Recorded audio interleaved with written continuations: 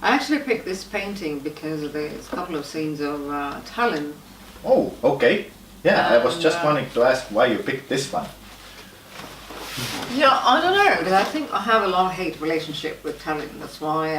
Oh yeah, that feels familiar. Why tell me more about why did you actually choose these particular fragments, or?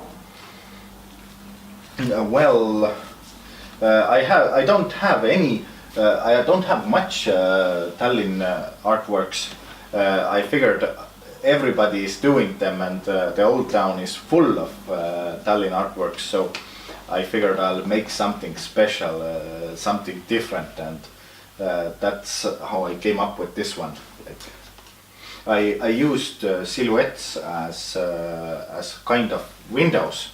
I cut the silhouette-shaped hole like that. I meant those to look like portals where you can, or like windows where you can see outside into some other dimension or outside or somewhere else. But these are like Tallinn views in different way. This should have the same horizon, but I broke the horizon.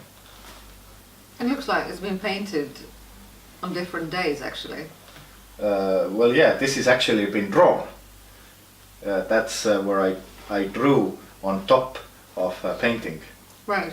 Usually I draw under a painting and paint over, but here I did it in reverse. Okay. I painted first and draw later. No, it just looks to me that this particular part actually has been painted on a different day because it has clouds here.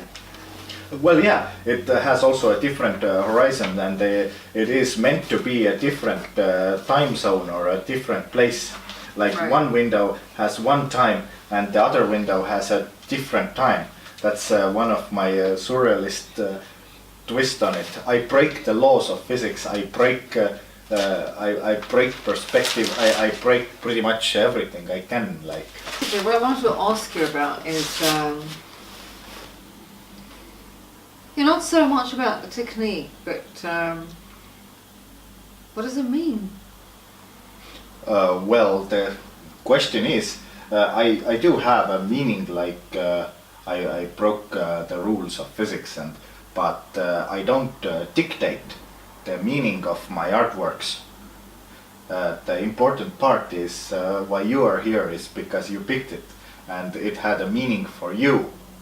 That's the point, and every artwork has a different meaning for different viewer. Everybody views my artwork with a different set of education and life experience, so it may change.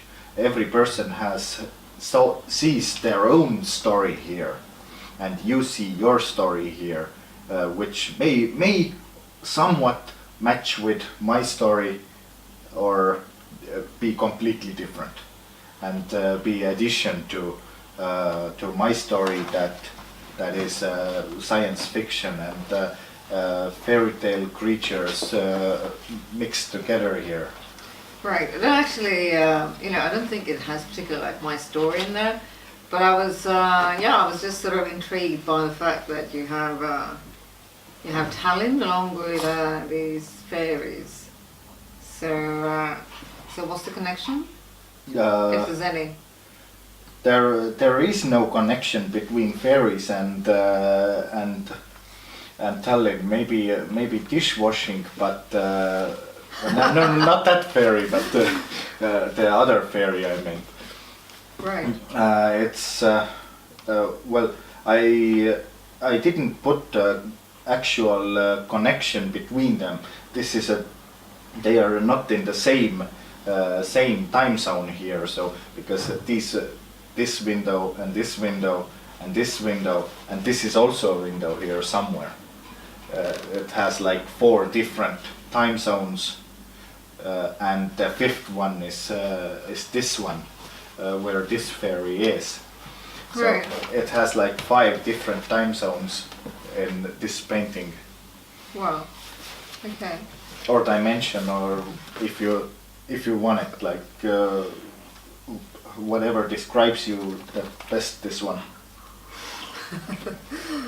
Okay.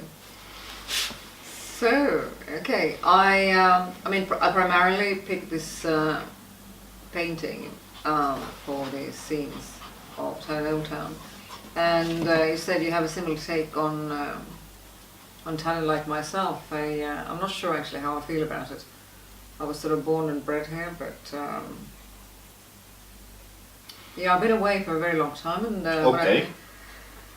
when I came back, it doesn't kind of sit right with me. I'm not actually sure why that is. So, can you tell me something about why you feel kind of ambivalent about it, or you know? Well, it's like home. It's yeah, it's well, it's a hometown to me. I like this, and I well, somewhat. So it's like home is. It's a love-hate relationship. Aha, this is Yeah. very interesting what you say. Yeah. It's typical about the hometown and something, I guess, like for me at least. Yeah, it's curious that you should phrase it that, you know, Yeah. like home is. It's like Well, I don't think I hate love-hate. If I start thinking about it, why it's a love-hate relationship. Well, I don't hate the city. City is neutral, and I don't love the city either. It's also neutral. It's a thing. But whatever happens here is creating me some sort of a feeling, and it's the different kind of associations. Is some are like along with me, and some are against me. So that's why the love-hate relationship probably comes out from. okay, so it's Maybe about that. It's about people, right? People, happenings, something doesn't go right, something goes right, that creates a feeling, and that may translate to the love-hate relationship, which a typical home feeling would be like, I guess. Well, depends on home, of course. Indeed. So I was about to say that. like my home has been like diverse people. One pretty much like one is looking one way and the other is looking completely different way. So every family member has been opposing with opposing viewpoints. That's why it's a love-hate feeling about home is my feeling about home. My personal experience completely. But many opposing views can be in city as well, so it translates pretty well. Right. Yeah. I mean, sometimes you just wonder if people are, you know, or completely opposing opinions. You know, what is the meeting point? Well, yeah, that's like everybody is using the streets of the city. That's like a meeting point. It's a neutral, level playing field, or something. It's interesting. I mean, maybe I'm just imagining it, but I think these figures are also there, sort of. They have their backs towards each other, or maybe I'm just wondering if that actually is the case. Well, let me see where the backs are. Well, these are actually back to back, and these two are actually looking the same way. Yeah. This one is looking this way, this one's looking also this way. They are not back to back. This figure here is behind this figure, I guess. Right. Something like that. If I remember the position, I positioned here. So tell me about this fairy a little bit. Yeah, it's like I improvised that fairy. Oh, it's dust on it. Like I first I drew a figure, and later I developed it into a fairy. So I also improvised the clothing. So it's personally my own personal fashion design example. I see. Is that what rocks your boat? What was that? Is that what rocks your boat? Is that what you find fascinating? These sort of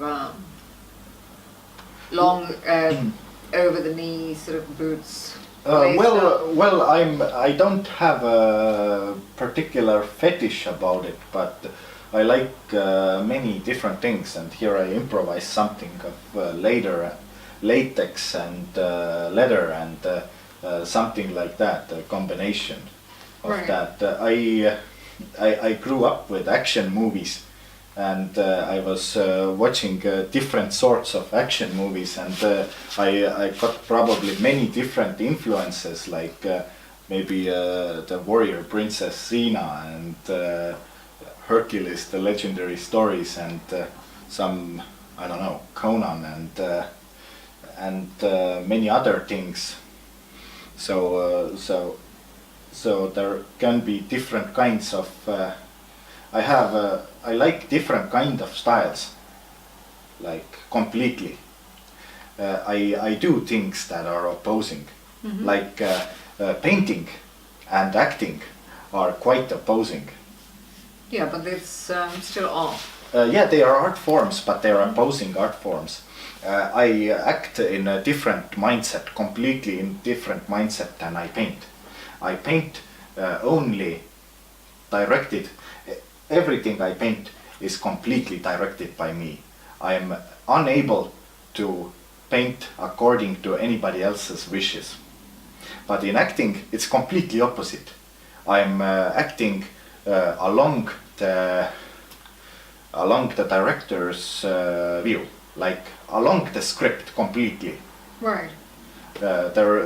I play another person, like that's completely opposite mindset of my painting, and I have more these, like and I have done this.